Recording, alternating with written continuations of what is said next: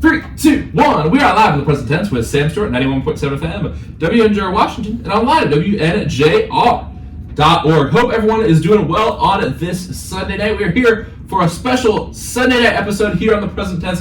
Just 4 episodes left in the entire present tense, and I'm very excited to bring you a great show tonight featuring a great guest. Let's go ahead and meet him now. My guest on the show tonight is the head coach of your WNJ women's soccer squad. Everyone, welcome on the show tonight, Coach Dan Dubois. Coach Dubois, how you doing tonight? Doing very well. Thank you for asking. Yeah, I'm excited to have you here and talk some about soccer, talk some about life as well, your story. So, we had some of the girls on a couple weeks ago, like we were talking about, Linnea and Mara, and they said y'all have been practicing and y'all had this game against Cal U, which actually ended in a tie. So, Coach, how would you evaluate how the off season has gone so far? Your first off season, full off season with the Presidents. Yeah, the off season's been very productive. We spread with the new rules, we spread our practices out over about 12 weeks and focused on player development, athlete development, and actually a lot of leadership stuff. You had a lot of our outgoing seniors on the show, and that's a lot of the leadership that this program's had for the last couple of years. So with all of them leaving the program, there could have been a vacuum, but instead we decided let's put something in place, and we trained the entire team. They all got the same leadership training, and then combining that with really competing every day, working hard in the gym, and making sure that we were making sure everyone was on the same page with the style of play. It was really, really productive, and it showed when we went out there and played on Thursday. You could see that it wasn't their first game and it was ours, but still, our kids hung really, really tough and played a great game. Now, you're talking about this leadership training, and this isn't really something we've talked about on here, this style of training. We talk about things on the field a lot, but for you, Coach, what does that leadership training entail? Does it entail like classroom sessions, or what does that look like? Yeah, it actually did start with classroom sessions, and that was early on. It was classroom sessions where we talked about kind of what are the keys to being a good leader, and it started out with kind of lead by example things, which we actually consider it's not so much leadership. That's what being a good teammate is. That's what being a productive member of a team is. Talking about confidence and composure, commitment, and there's another C that it's escaping my brain right now. Character, that's the other one, the most important one probably. And then we went into kind of the vocal leadership side of things, where you get to be an encourager in all the different ways that works, and then ultimately an enforcer when you need to be, making sure that the standards are held to. But we talked about in the classroom setting where we could kind of ask questions, open-ended questions, and let them talk about what is leadership for us, because there's a lot of ways to do it, but what's the right way for us and our team's personality. And I think it was really productive. If you're interested in this topic, I think there's a book that's really great. I can recommend it. It's called Extreme Ownership by Jocko Willink. It's fantastic. Oh, you've read it? I've read it probably 3 times now. Wow, that's awesome. Jocko, he's intense, man. He is very intense, but he's got a lot of great stories, and it's not even the stories. It's that they're applicable through life. For sure. And I think it's those most extreme examples. So it's like everyone's under pressure, like, all right, we need to fire on this building, but wait, I need to take the emotion out of it, consult my team, because that might be our team in the other building. And like those examples, I was really sweating reading some of those examples, and just I think sometimes in life I feel like we have all these pressure as leaders, but then like when people's lives are on the line, like it's a really amazing book for anyone who hasn't read it. It's really awesome. So I've read it, I own it, and I've read it a couple times, but I actually listened to it I listened to it the one time, and it was him and the other gentleman that wrote the book. They read it, and they read their chapters, and listening to them tell it with their own words, it just kind of carried a little bit more weight. It was really neat. Yeah, especially Jocko. He's one of my influences as a podcaster. He's got this kind of like deep, like very serious voice. I'm sure that was awesome. Have you listened to his podcast with Echo Charlie before? I have. I've listened to a number of them. I can't say that I've listened to all of them, but there are just sometimes where he's got a topic that kind of it comes up, and I was like, oh, that sounds really interesting. Let's see what he's got to say here. Wow. It's usually pretty insightful, even though some of them are very, very short clips, but it's usually very insightful. That's awesome. Something you can take forward into your day. Are you a David Goggins fan as well? Do you know David Goggins? I know who he is. I've listened to a little bit of his stuff. I do have one of his books at my house right now, but I haven't gotten to that one yet. So he's another one that I think is interesting. Yeah. Maybe the more extreme side of things. Yeah. But absolutely, he's got a lot of positive takeaways. Both of his books are really good. I recommend those as well. That's awesome. Yeah, I got recommended that book actually by a guy on here, and I read it. I was like, wow, that's really awesome. So, Coach, for you, we always like to, kind of talk about the upcoming season and kind of just the big keys that come along with that. So for you, 10-4-4 record last year. You guys, unfortunately, got beat by Waynesburg on a last-second kind of heartbreaking goal. So for you, Coach, what do you think the biggest keys are heading back into the next season to keep that momentum from this season, going that a playoff appearance, and hopefully ride it into the PAC championship next year? I think the most important thing for us is how quickly, and I think we started doing it this spring, and we'll have to do it again when the rest of the incoming class gets here in August, is understanding that our senior class that we've leaned on isn't here anymore. Mm-hmm. Katie Brown, McKenna, Kayla, that group, Amy and Abby, and even Anna, who was only with us for one semester, but still that group is not here. That was 6 of our starters, and that's a lot of people that are missing, and we're going to have to. We don't have Katie in the back to save our tails all the time. McKenna streaking up the line. It's going to have to be a new group of people. So we're going to have to make sure that we work hard to make sure that we have that same level of trust that we had with them, with everybody. So it's getting us in a competitive mode right away, where we have to actually work through those things. Once we do that, we're not afraid of anybody. There's good teams up and down our conference, and there's good teams that we're going to play non-conference too that'll get us ready. So it's making sure that we're just focusing on what we do to make sure that we have our plan set. Now, for you, Coach, what was it like having all 4 All-PAC seniors, McKenna, Katie, Abby, Kayla, and just a very strong leadership from those girls in general? What do you feel like that was like working with a class that was already such great leaders coming in as for you as a first year coach? Yeah, I mean, it certainly made things easier for me. They already had that strong leadership, and they had that drive. They knew what they wanted, and they knew what they needed on the soccer end of things, but they knew that they wanted someone to help push them in the right direction. They knew what they didn't know, and that's a very important thing for any kind of a leader. And they allowed me to kind of push them out of their comfort zone a little bit, do some things maybe they weren't quite comfortable with on the leadership side of things, and my style is being pretty positive as much as I possibly can, and helping them believe in themselves. And I think that went a long way to our success this year. Oh, that's awesome. We're going to talk about kind of your experiences stepping into Washington and Alexander Stadium for the first time, and kind of that process of becoming a president in a second. But first, let's take it all the way back, Coach Dubois. You listened to the show before. We got to get to know people at a personal level here. So for you, Coach Dubois, when did you fall in love with the game of soccer? When I fell in love with the game of soccer, I was 4 years old when I started playing. My dad coached he was actually in charge of our rec league back home. I was on his team, and it was just a sport that allowed me to express myself, however I wanted to. There's no set plays. I enjoy basketball, to be honest with you. Basketball is my favorite sport. You've been watching the NBA playoffs? I have. Okay, we all talk about that. But basketball has been my favorite sport since the day I was born. It's just that I wasn't as good at it. Soccer allowed me to be able to go out there and express myself athletically and give me an outlet for my energy. I'm a pretty reserved person, pretty shy person usually. I'm definitely an introvert, but soccer allowed me an escape to do things differently. So ever since I started playing, it was just I always felt free when I got out on the field. Wow, that's awesome. Now, Coach, you attended Southern Vermont for your undergraduate, and you graduated from Ohio. You're actually a Hall of Famer at Southern Vermont. Congrats on that. Thank you. So, Coach, during that period, when you were in college playing, when you left those schools, did you think you would be coaching? And we're going to get to the story of how you got to W&J in a sec, but when you were in those years, especially at your undergraduate years when you were playing, did you think, I'm going to be a coach after this? No. Huh. No, I wanted to be a professional athlete. And I didn't have anybody telling me that I couldn't. I didn't have anybody telling me that I was going to be able to, but I didn't have anybody that said, that's not a dream for you. I was fortunate to have a lot of people in my corner that said, chase that, go do that, give it a shot. So I did for a couple of years when I was done playing. Really try any professional tryout I could find, I went to, and it never stuck. No, I wasn't on the level, and I found that out. And I felt I would have regretted it for my entire life had I not given it a shot.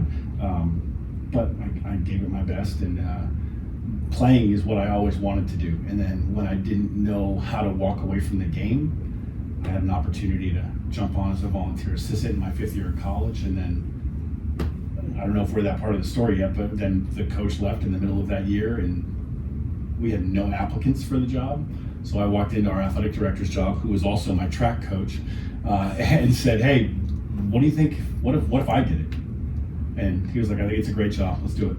And so I was 21 years old in charge of a soccer program at college, and kind of made every mistake you can on the way to get me where I am now. Now, Coach, you've been coaching soccer as well as some track and field for 22 years, and your experiences have taken you to club teams, Juniata, Northland College, which is up in Wisconsin we're talking about, and you said you've liked the Washpaw weather better, which is hard to believe, but I guess from Wisconsin it is better. So, with all that said, I don't want to take the words from your story. So, in your own words, after you take that first job, that's Southern Vermont, correct? It was.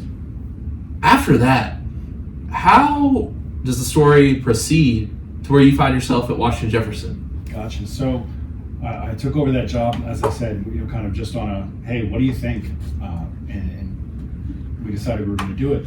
And the hard part for me was that when I accepted the position, I was technically still living on campus with the team. My younger brother was on the team. My roommate was a captain on the team. So we kind of kept everything quiet, kind of under the radar, and then as soon as that year was done, they announced that I was going to take over, and I was coaching my best friends, and it created some amazing memories and some very difficult conversations. But those guys are still my best friends to this day. And after 2 years, I can tell you when I fell in love with coaching. Ooh, that's a great question. that was my first year. It was late in the season, and we were away at a conference game at Riviera College. And we were getting blown out in the first half. I think it was 5 or 6-0 in the first half. And I got them together at halftime. Gave one of those speeches that let's go and just win the second half. Just get one goal. Let's win the second half. And we did. We went out. We won the second half. We won 1-0 in the second half. Lost the game 6-1. But for me, the way that they reacted to the passion that I gave, and I didn't even know that I had done it at halftime. But the way that they reacted and the spark that it had in them, I was like, wow, this coaching thing could be pretty fun. I want to do this. Wow. And then in my second season, I realized that I had no idea what I was doing. Outside of just the X's and O's, I didn't know how to run a program. So I stepped away and ended up at Juniata College as an assistant. I was there for 3 years as an assistant, and then took over the men's program where I was in charge for 13 years. Also coached track, I think, for the middle 9 of that. And then, one thing led to another, and right around the time of COVID, scene change, ended up switching over coaching on the women's side at Northland, which was an amazing experience. And then after 3 years and one horrible winter last winter, we were like, this is time for a change. We're far from home now. My wife's family's from Pennsylvania. I grew up in New England. My family is all in New England still, and we've got 2 young kids. So let's get back to family. Let's get back to where there's not 14.5 feet of snow every winter. And I was fortunate enough in the process of starting to look for jobs. I was just kind of, if these jobs opened up, these would be great jobs to have in the areas where we knew we wanted to go. And when I looked at Western PA, actually the W&J women's job, I was like, if that job ever opens up, that's the job I want. Wow. And I was shocked when it came available because it's got a really good reputation in a really good area, and I was fortunate enough to get this opportunity. Wow, that's awesome. Now, one thing that many people have commented on,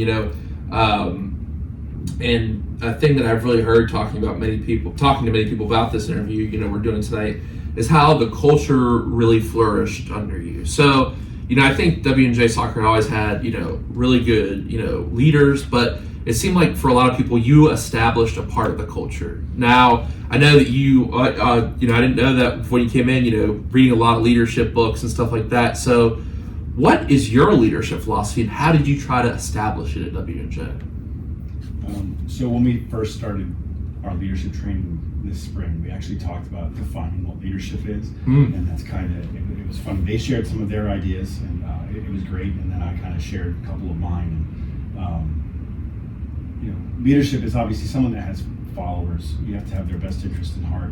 But one of the things that I always find in the game of leadership is trying to get other people to do what you want to do because they want to do it. And I think that you can do that with positivity and confidence building. I have found that to be very effective in getting to where I want to go. Making sure that I want to build a successful program, and if they feel good about what they're doing, then I can do that. They can be part of that. They're the ones that have to do it. I'm just guiding them through the waters, but it's making sure that keeping that positivity and confidence building at the forefront all the time. And I think that's all that they needed. That's all that they needed was a push in that direction, and some freedom to know that making a mistake is great because that means you're learning. Don't make it twice, but making a mistake is fine. Let's have some fun. Let's work hard and let's learn. A failure on a thing is not the end. It's not the end of the world. It's the next step in the process. And that confidence, well, that's something I found really interesting in Jocko's book as well. Just kind of the idea of giving tasks to people and like letting the people. I mean, I guess the term would be like subordinates to the people under your followers that he talks about in the book, and kind of that idea you brought up just there, like. And for those people who might not have, kind of understood the concept that we're talking about here, what does it mean to, as a leader, build, confidence through your actions as a leader? How does that translate?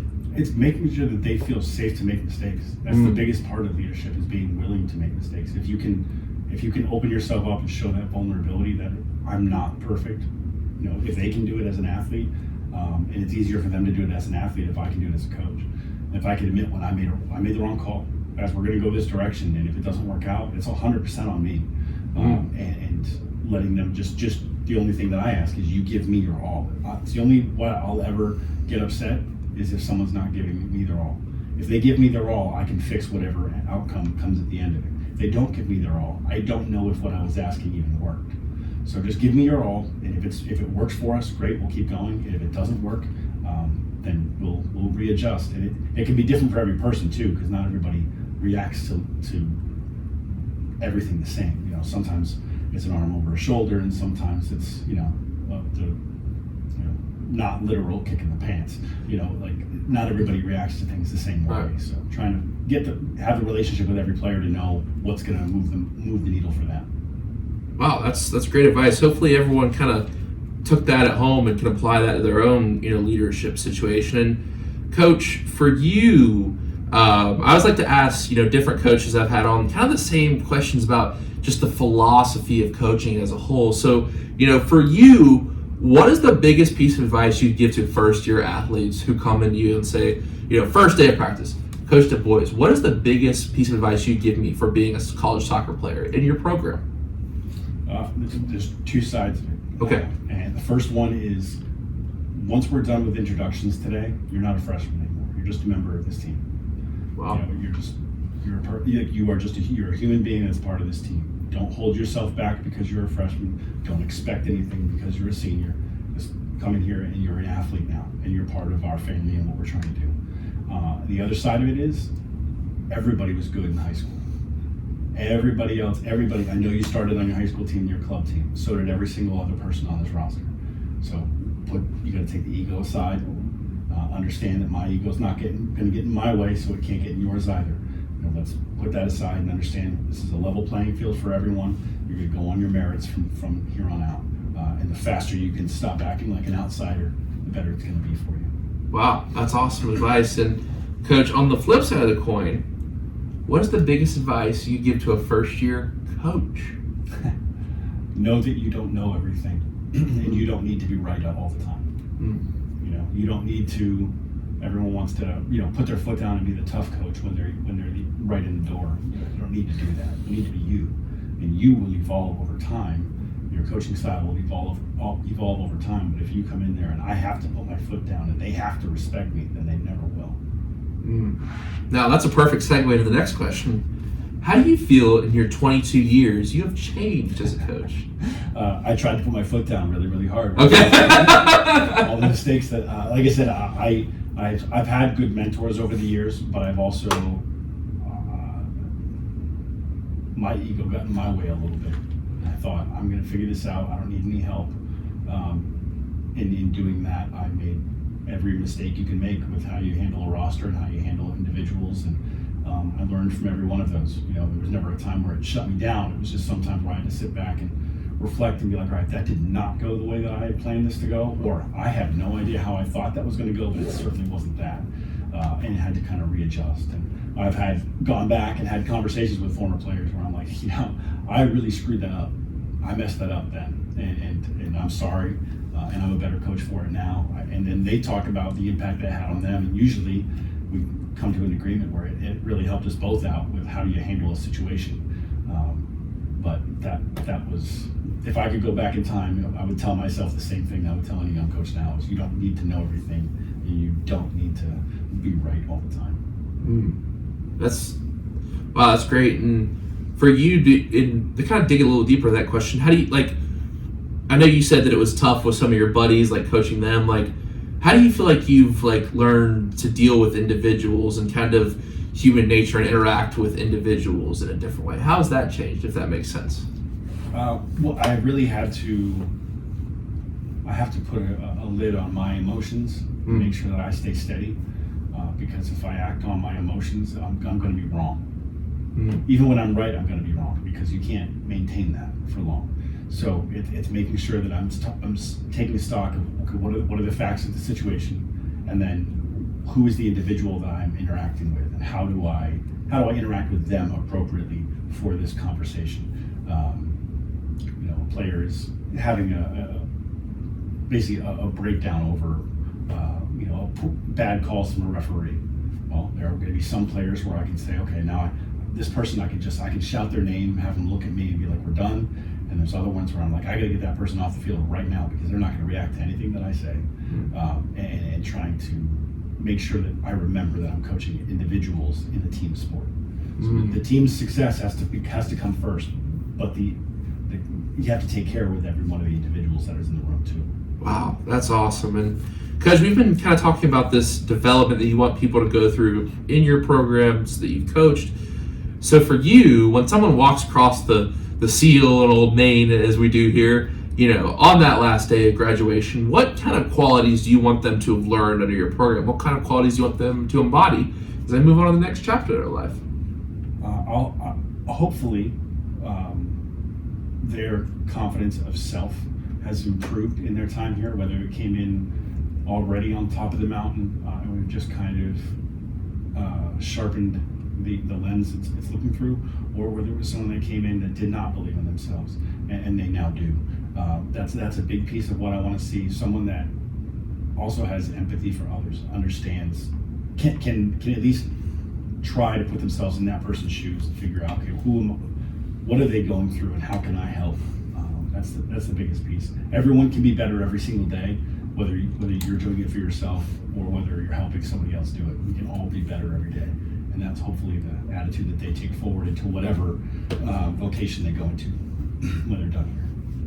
Wow, that's awesome philosophy. And Coach, we've talked a lot about motivating other people and kind of teaching leadership tonight, but when it comes down to it, what motivates you?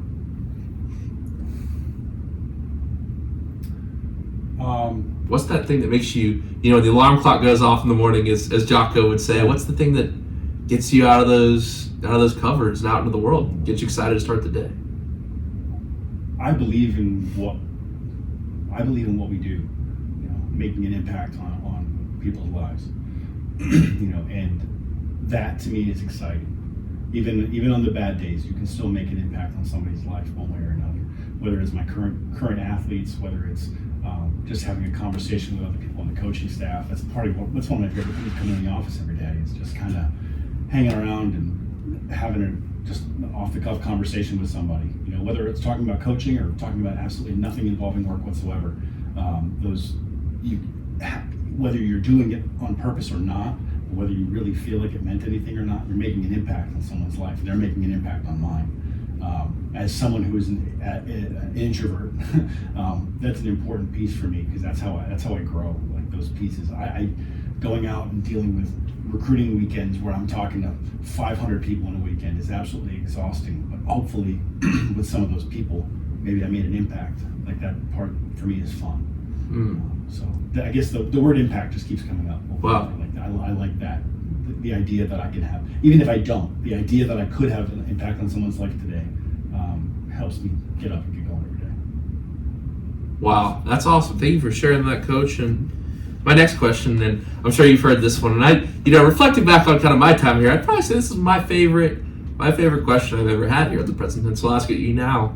What is something in your life you are proud of?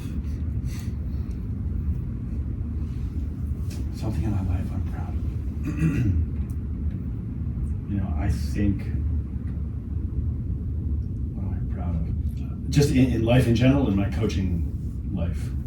What is something in your life you are proud of? I knew you were going to do that. That's what I would have done. That's definitely what that's the right answer. Thank you. The fact that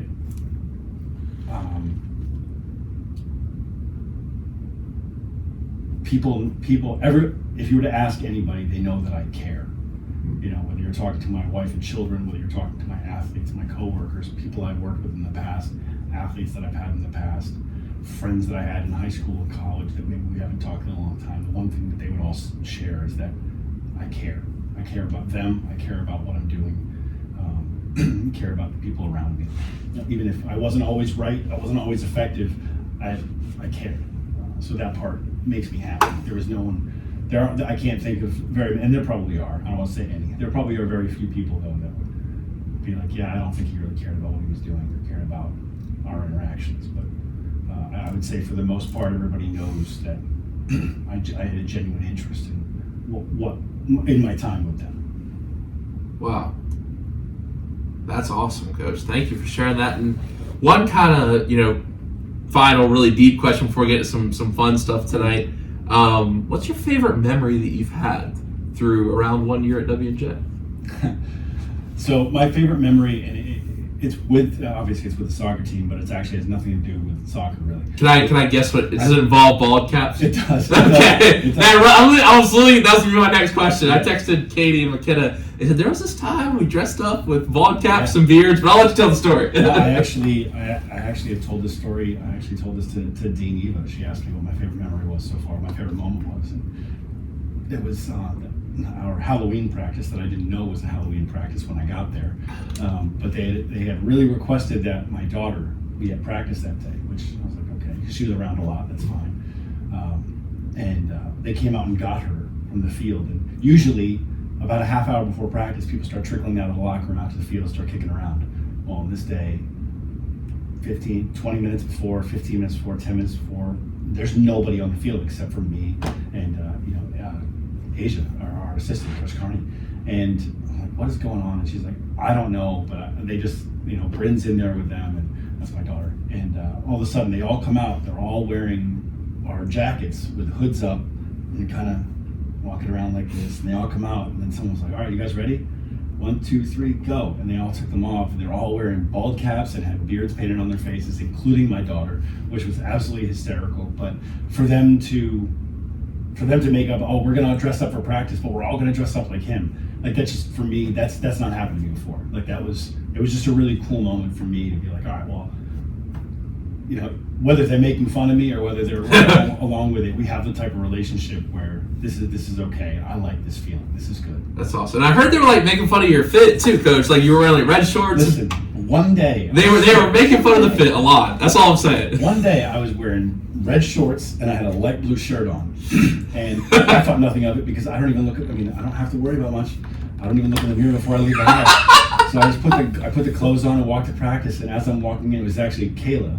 She looked right at me and she kind of gave me the up and down and was like, hey, Coach. I was like, what was that? She goes, nothing, and just walked right past me. And I started talking to everybody, like, what's going on? And everyone starts laughing at me. So I actually went back in and I changed my shirt and came out with a different shirt on. I'm like, I'm not getting made fun of for the next 90 minutes while we're out here. And then they did that day. They were wearing red shorts and blue shirts and bald caps. And I was like, all right, yeah, I guess I've earned that, and it's great that we have that kind of relationship. So it was a lot of fun. Wow, Coach, that's a great memory. That's all. I was really laughed when I saw the text. I was asking Linnea about it the other day. That's awesome. And Coach, let's get to some fun stuff now to get to know you even a little bit better. What's your favorite musical artist of all time, and why? Oh, wow.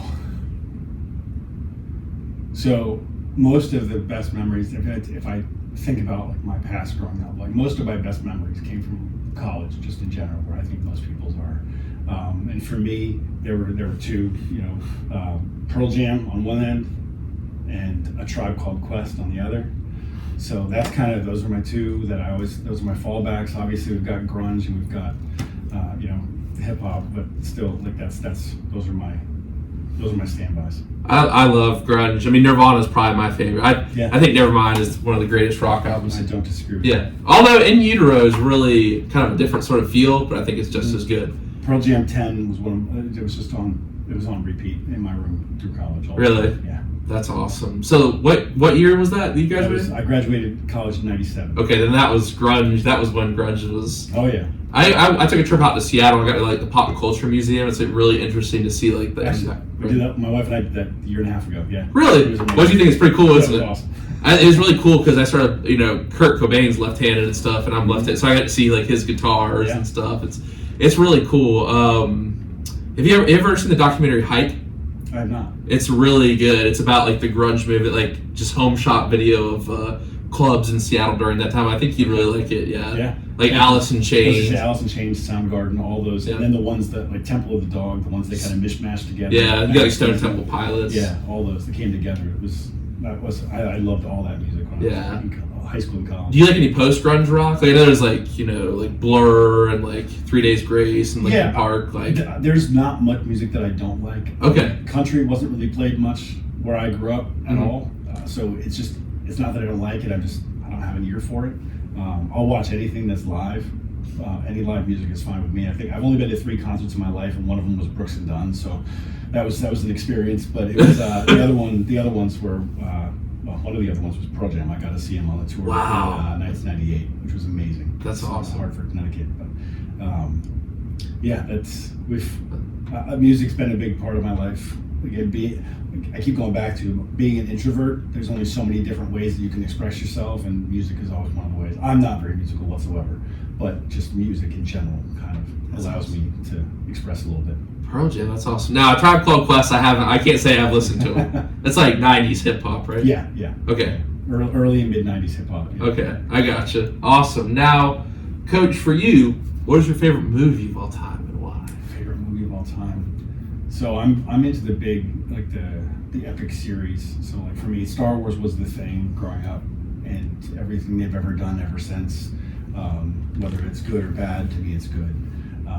The Lord of the Rings, the Harry Potter stuff, all those epic movies where there's a giant storyline. Avengers? The Marvel stuff. Okay. All of that is just, to me, it's easy for me to get into because it's not. I'm not a huge fan of watching a lot of things that are too serious because life's already serious. I need something to get away from that. Something fun, something I can fall asleep and put myself in. I can picture it, and it was just. Those have always been a lot of fun. Yeah. Sometimes you need that. I was watching. It's a really great, really well made series called Chernobyl, and I was trying to fall asleep the other night. And I'm maybe I should watch this before bed. But all right, so it's interesting because you I say with your age, you're kind of in between the originals and the prequels. Mm-hmm. So what's your favorite 3? I mean, I imagine it's not the. I know you said they're all good, but to me, there's definitely some that are better. I'm not a huge fan of sequels. That's no, I mean. All right, they needed to go somewhere, and it's fan service for a lot of it, which I can appreciate being a fan. The original, Empire Strikes or Return of the Jedi, for me, the third of the original. Right. It was just, to me, that was the coolest movie ever made.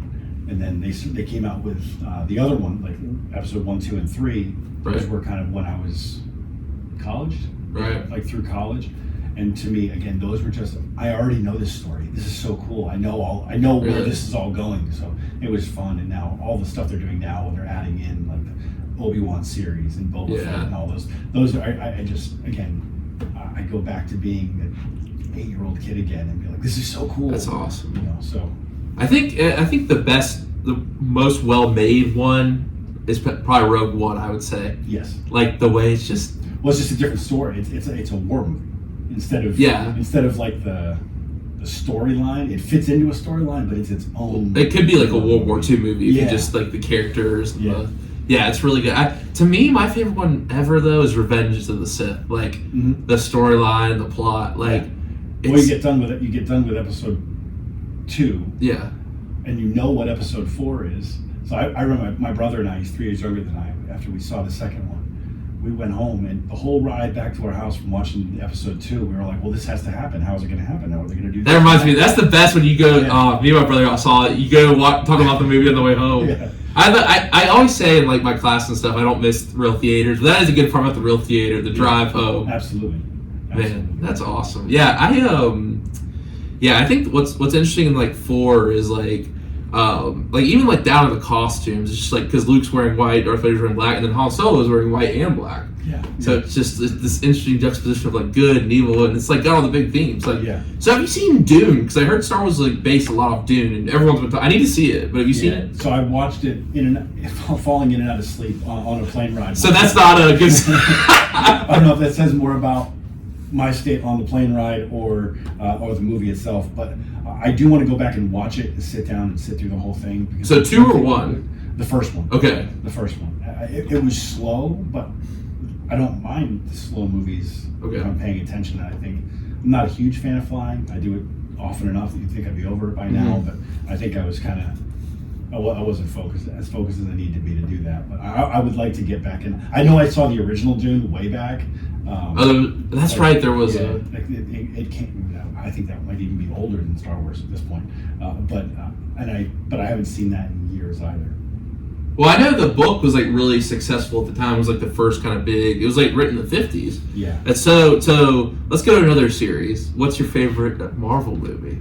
There's a bunch to choose from, right? To me, the original Avengers movie, the original real Avengers movie, where they came together for the first time. Mm-hmm. Again, if you go back in time to where that happened, that hadn't happened before, and it was just like Thor, Captain America, all of them on the screen. Just that one where they're in the city and the camera is going around. They all land. And it's like, wow, this is so neat. Well, I think it was interesting because I was watching a thing the other night about Marvel, and it was like that like people knew who those characters were, but it wasn't like now where you're like, oh, Marvel Cinematic Universe. It was just like, the X-Men and like. Because when I was growing up on comic books, the Avengers were no one cared about the Avengers. It was all the X-Men, the Fantastic Four, Spider-Man. It was all of them. Wolverine, Hulk, and Spider-Man were like the big guys, and the Avengers were like, Captain America's a nerd. Well, now everyone's like, Captain America's my favorite. The coolest guy ever. Yeah. So it was just neat that they did that. They took what they had and they ran with it, and they did a great job.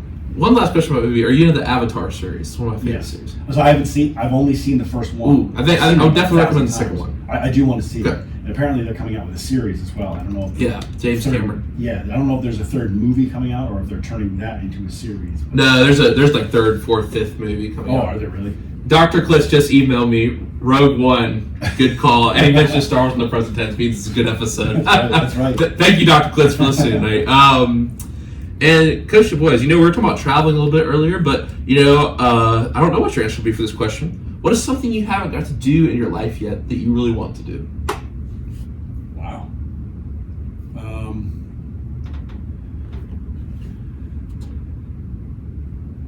I don't know. I've traveled a little bit. I'd like to travel more. I've been to Europe only to go to Germany twice, which was fun. I went with my soccer team twice, which was great.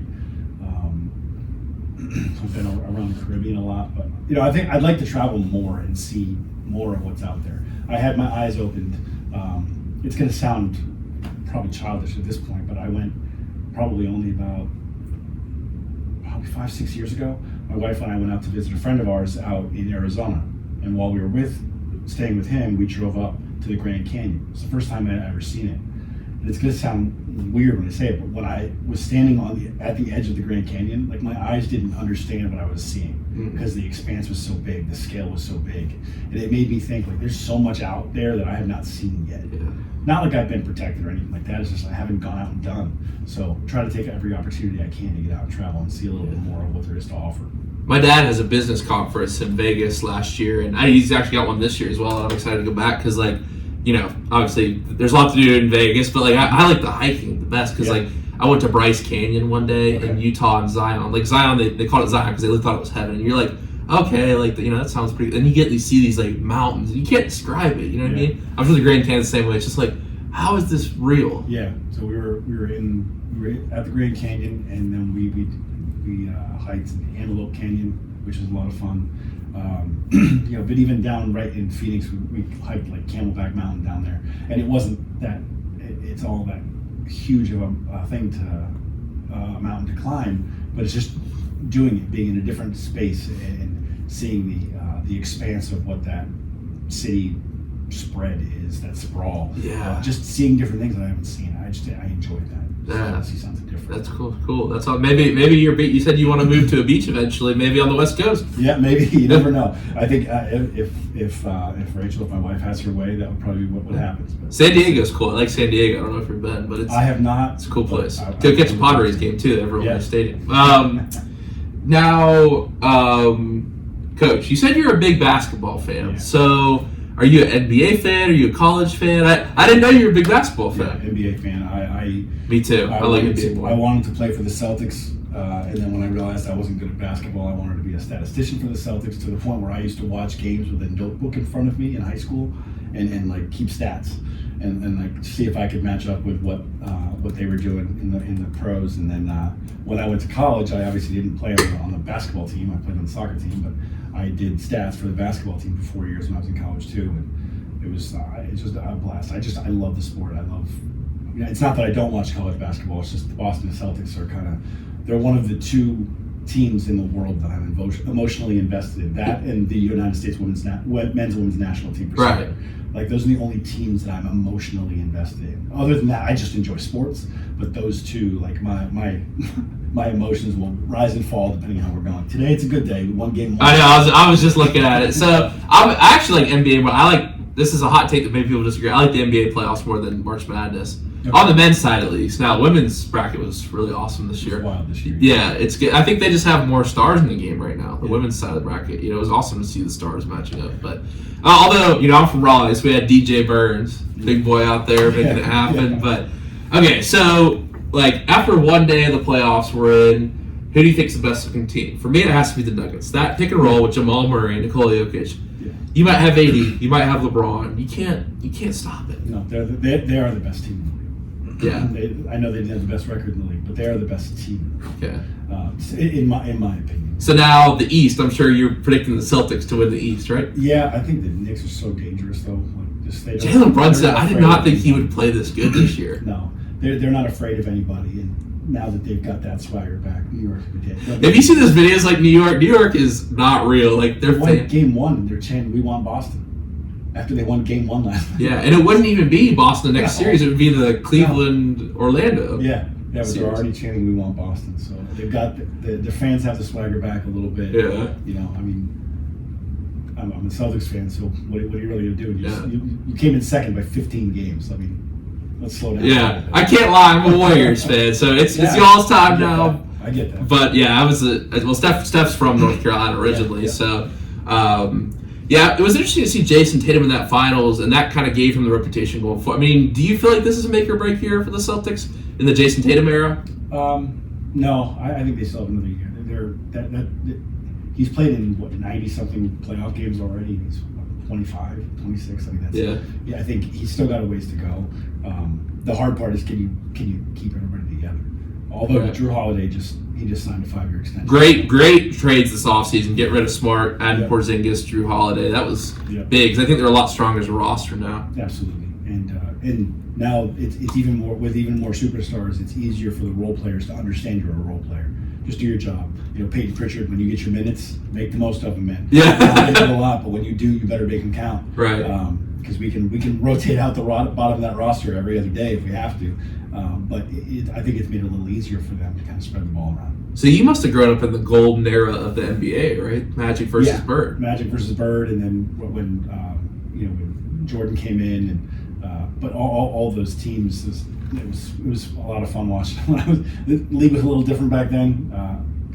Defense was a little different. Okay, now share your thoughts. So, did you like the NBA back then more? You can't play defense anymore. So you're not allowed to touch anybody. Right. I was not a bad boy Pistons fan, although I love Dennis Rodman. But I like defense. I don't necessarily like clotheslining people through the lane, but I like when games were when 97 to 93 was considered a high scoring game. like those are fun to watch. Now when it's 140 to 137, it's like, this was an all-star game 2 decades ago. Right. Like it's just different. The game's changed a bit. Now the all-star game's like 200 versus 200. That's wild. So what's interesting is like, the European rule or the international rules is like, I saw some people talking about maybe you could add that where you can hit it off the rim. Because there's still good defensive players, but there's so many like different things that the hand checking is not allowed. You have to maintain verticality. You can't be moving forward. You can't get underneath the shooter space. And now you have shooters like kicking their legs out. Obviously, try to get that roll. And I think it's great because it protects the shooter, but at a certain extent, like some of the physicality has gone. Even obviously. The big rivalries between, the Kevin Garnett Celtics and the Kobe Bryant, like those series were really physical as well. So it's like, I mean, do you feel like, are you one of those people that's like, you kind of miss the era where dunks were the most exciting play, or do you like that, things have kind of expanded outside the paint and the most exciting things are like the 3-point shot? So it's hard for me to say this with the Celtics leading the league in threes this year, at least 3 points attempted for a long part of the season, but when they're taking 50 threes in a game, it kind of takes a little bit of the excitement. You missed the mid range. I love the mid range. See, I just feel like you're the type of guy you watch KG. Trust me, if there's a good dunk, I think that you can deflate a team really well. A well timed dunk over somebody or catching a putback or something like that. Those are still massive momentum swings. A 3-pointer, when you're taking a 3-pointer every single time down the court, when you hit him, it's like, hey, to me, it's no different than a free throw for some of these guys. Like it is no different for Steph Curry. It's no different than a free throw. Right. Yeah. He just everything he throws up finds in the strangest ways. But even you get the big guys, like even Jokic, some of the things that he throws up out of nowhere over his head. By his head with 1 second left of the shot. And it's not a bad shot when he does it. Yeah. It's like, well, okay, even how do you defend that? You don't have a back to the basket big anymore because you get Wemby and guys like Giannis and guys like Embiid like dribbling the ball up the court like a point guard. Yeah. It's just a lot different. Well, the 7-footers back then, other than probably Hakeem Olajuwon, no one had like the big guys were not mobile like they are now. So I think that obviously athleticism has changed the game. Yeah, for sure, quite a bit. I mean, I will say that I think that the interesting part about the 3-pointer, I was listening to this, Steph Curry had the highest sales again in jerseys, and obviously Caitlin Clark, the phenomenon that's been Caitlin Clark, is like, I mean, I think the women's basketball got the highest ratings. I know it's had the highest ratings it ever had this finals because you see that 3-point shooting from Caitlin Clark, and it's like, I don't know, there is something about someone lost like a dude when she was hot against LSU and she was just I don't know. Did you watch that game? Oh yeah. And it's also different when someone's pulling up from the logo. Yeah, it's a little different than just pulling up for a normal 3-pointer. When like hitting the 3-pointer in the corner or from the wing, like those are like that's the every play. But when Damian Lillard hits the one from half court, hits Paul George with the that's ridiculous. Like that is a massive play. Those are iconic plays.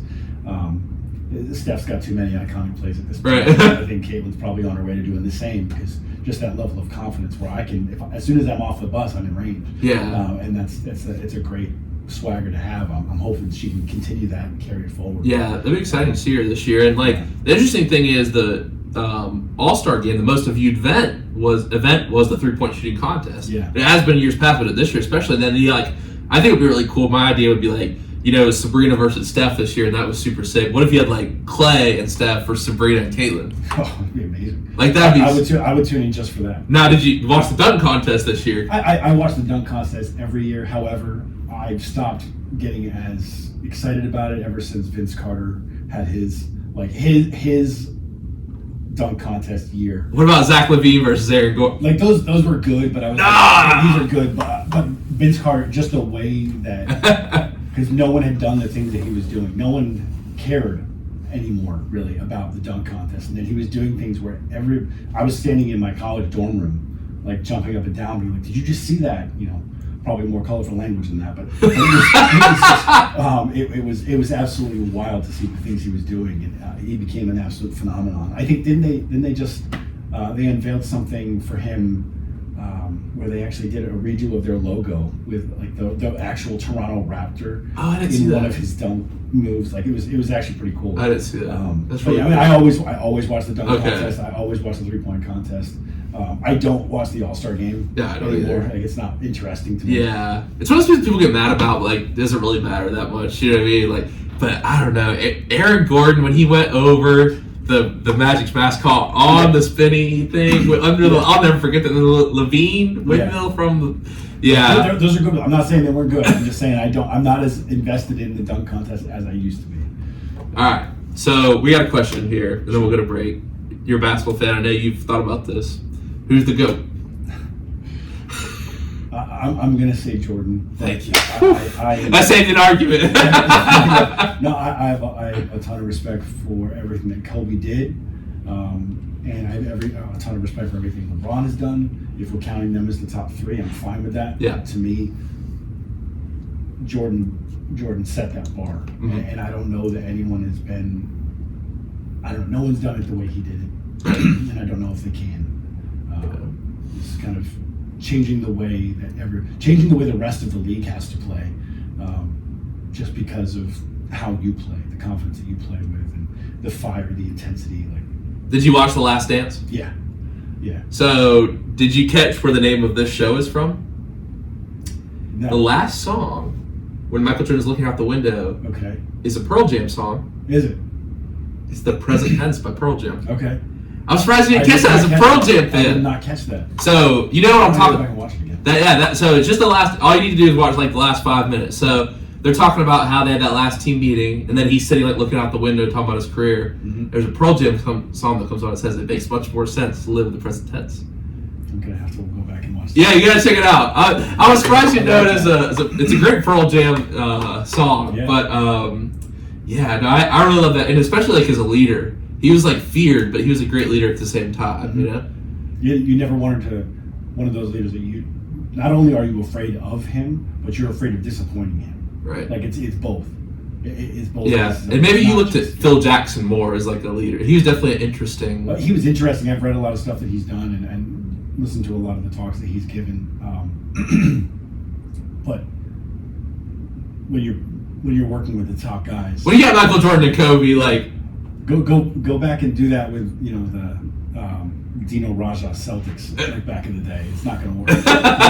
You got to have the right pieces in place, and he managed to get all those people on the same page, which was great. He did it numerous times, different people, but you're still doing with the absolute best in the game. So I don't want to take anything away from him, but again, I don't know that he's doing that with John Starks.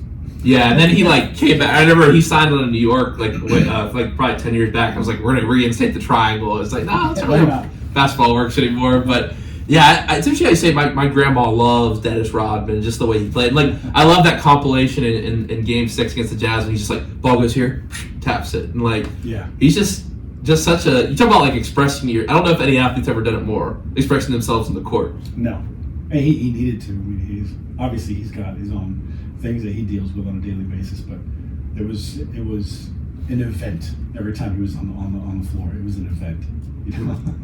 You never knew what kind of interactions were going to happen next.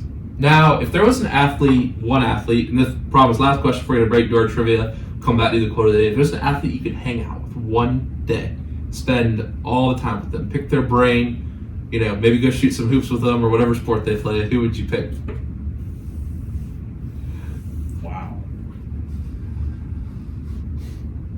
I feel like I would have thought about this before. Any sport. Any sport.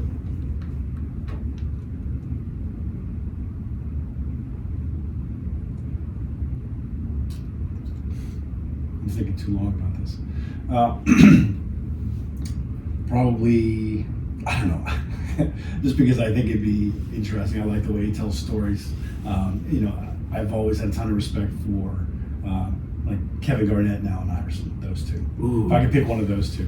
Just because I feel like they have a ton of really good stories. They tell stories well. Plus, I feel like they have a lot of understanding of what their place is.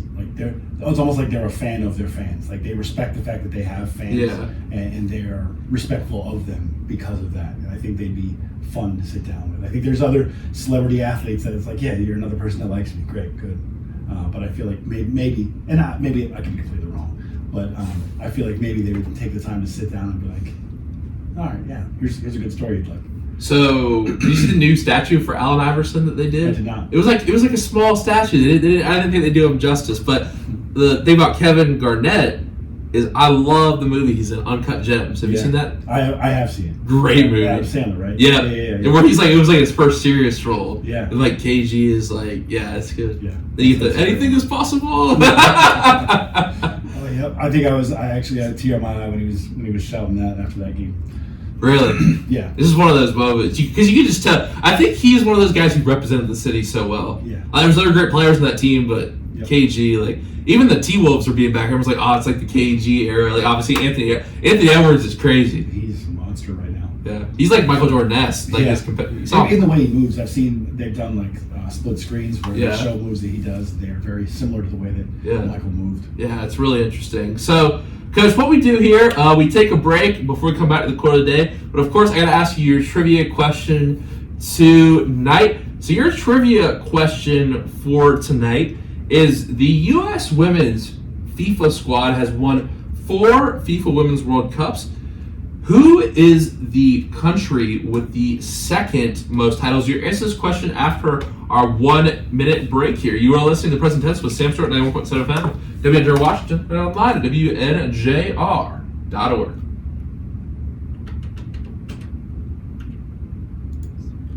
You have an idea of who it is? I'm stuck in 2 right now. I could be wrong. Either Sweden or China is kind of where my brain would go with those 2. So this is on the women's side. Yeah. I don't know if Sweden or China. I'm trying to think what else they ran into a lot early on. Because I know it was China early on. The only ones that took soccer seriously. When I first just looked this up a while, like the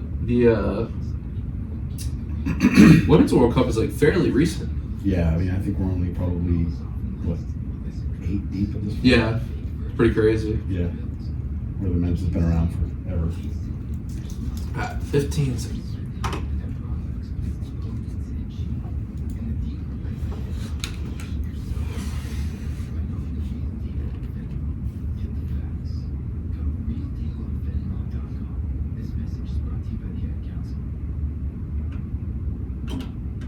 We are back on the Present Tense with Sam Stewart, 91.7 FM, WNJR Washington, and online at WNJR.org. Today we're talking with Coach Dan Dubois from the WNJR Women's Soccer Squad. And before the break, we asked Coach Dubois his trivia question. The U.S. has won 4 FIFA Women's World Cups. Who is the second most successful team in terms of cups won on the women's side? I feel like I'm going to be wrong. I'm going to say Sweden. That's actually incorrect. Very close, though. Germany. 2 World Cups won. Yeah.